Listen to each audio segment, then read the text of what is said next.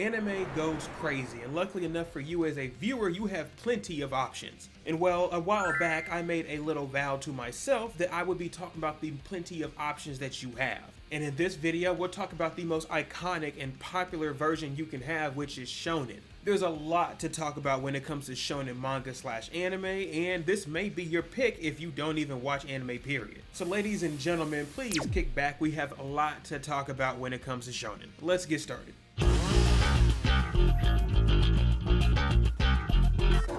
To start this off, we need to determine the definition of what shonen is. And compared to other genres, shonen is not as straightforward as you may think. Compared to a genre such as slice of life, which is just chilling out doing absolutely nothing, shonen is much bigger. You see, by short definition, shonen basically means Japanese comics and animated films aimed towards young men.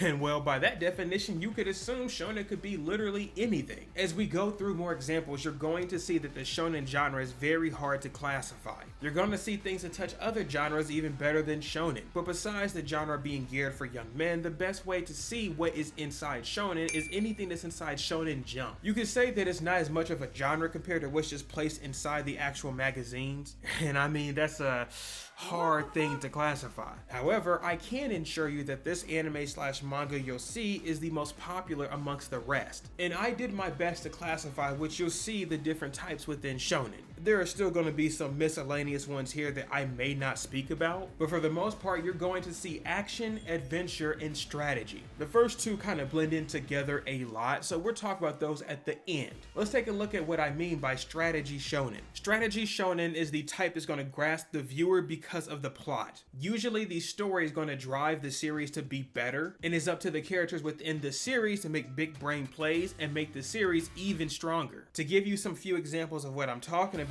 you can look at Death Note, Dr. Stone, Promised Neverland counts no matter what they did to the second season, and even the Yu-Gi-Oh series, which some of you don't believe is an actual anime. Majority of the time for these series, you're never going to see fists flying. Instead, it's about a character saying, how is my brain and whatever strategy I can make actually better and can overcome another character. For those of you who are not really big into shonen, this is usually the best place to start. Jumping into Death Note, I can't think of too many times the characters had to throw them fists. The only time I can really recall is the main two characters being enraged, and it kind of hurt the series even doing this. I'm not saying there's no purpose to doing so whatsoever. It's more of the fact that that's not why you're watching the series. Death Note really circles around the fact that someone has the ability to kill without actually making contact with anyone. So having that character make physical contact with another character going against them doesn't make a lot of sense, especially when both of them pride themselves not making physical contact. But look, that's not here or there, because when this series stands out, it's when your main character like Yagami finds ways to deceive other people around him.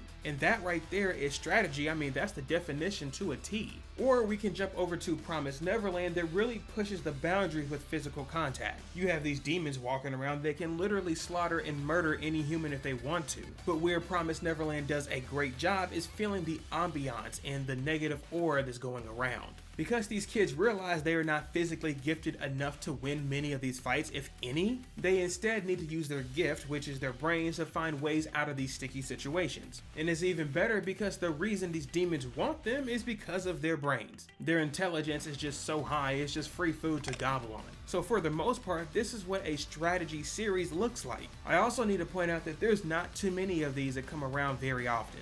And for those that do come out, they don't always stick. So again, when it comes to shonen, it's the least likely you'll see amongst the other cast, but strategy shonen is still a very good pickup. Now jumping into the next categories I showed you before, action and adventure. I have to tell you right now that these two are very similar, but let's start off with adventure. The adventure category consists of series such as My Hero Academia or Hunter x Hunter. These series focuses on what the world can offer you through exploring compared to fist fighting. The reason I said there's a very fine line between adventure and action is because usually they're kind of cross between each series. For example, within Hunter x Hunter, there will be times that you will have characters fighting amongst one another. And even though the main goal is to continue to explore the world, you're going to have a fight here and there. For the most part, this is usually the softer side of shonen. Well, that is until you look at another dark fantasy that was never inside Shonen Jump. For the most part, Attack on Titan would also fall within this category of adventure. Again, I would say for majority of the series, you do not see the characters actually fist fighting. But as I say that, when they're ready to get live, they're gonna get live quick. Now again, in my opinion, these adventure shows are really hit or miss. Because it focuses on world building more than anything else, you need to have a good environment. And if you simply don't have a good world or start to stray away from your original idea, then you're gonna have an issue. Now I also need to point out, for those who are huge fans, the biggest blend between action and adventure, I mean, it's this show right here. One Piece is the show that has the most world building for a action anime.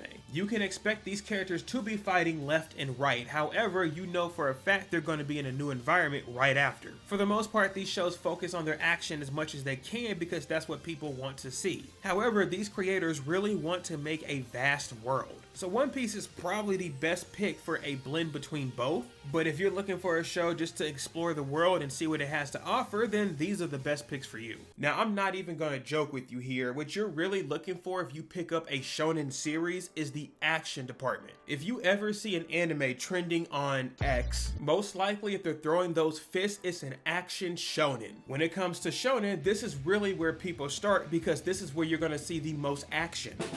You like that one? I know you didn't. When you think of an action shonen, it's specifically tailored to characters having a fist fight over anything else. And I really shouldn't say just fist fighting because there's all type of magic and sword fighting too. The overall premise is to have characters of strength fight one another for the viewer's enjoyment. And there are so many action shonen, I just can't list them all. And because action shonen is the most popular amongst other genres, this is where you're going to get your most sequels. An action shonen series has the largest amount of chapters or seasons within the whole series itself. So usually, if this is one of your favorites, I can almost guarantee you're going to get a season 2. And over the past couple of years, we've seen new generation anime such as Demon Slayer and Jujutsu Kaisen do great at this philosophy. I mean, Demon Slayer's on their like 4th or 5th season already, and they're getting stuff in theaters. And since we're talking about it, if you do love an action shonen, then this is your best chance to get it in theaters. We have series such as Demon Slayer, Dragon Ball, Jujutsu Kaisen, and My Hero have all been in theaters already. And off the top of my head, another action series, Chainsaw Man, is about to get a movie in theaters as well. Now, of course, you're gonna have other genres get their chance to shine in a theater near you. But for the most part, action is what these young boys want to see, so might as well get your money's worth in theaters. So overall, if you're looking for something that's high paced, an action shonen is your best pick. And overlooking these 3 different types, I would say anything here is really worth your while. No matter how bleak it may look, as these series start to finish, such as Demon Slayer or My Hero, the shonen category is the best pick to have something old go out and bring something in right after. Now, I really doubt you're watching this if you're not a shonen fan. However, if you happen to be not watching shonen, I suggest you give it a try. Now, before you hop off, I know you're wondering what to watch next. And well, while it may be a drastic switch, maybe you should try out some slice of life. I got some options for you over in this video here, so I'll go see you over there. But until next time, y'all take care.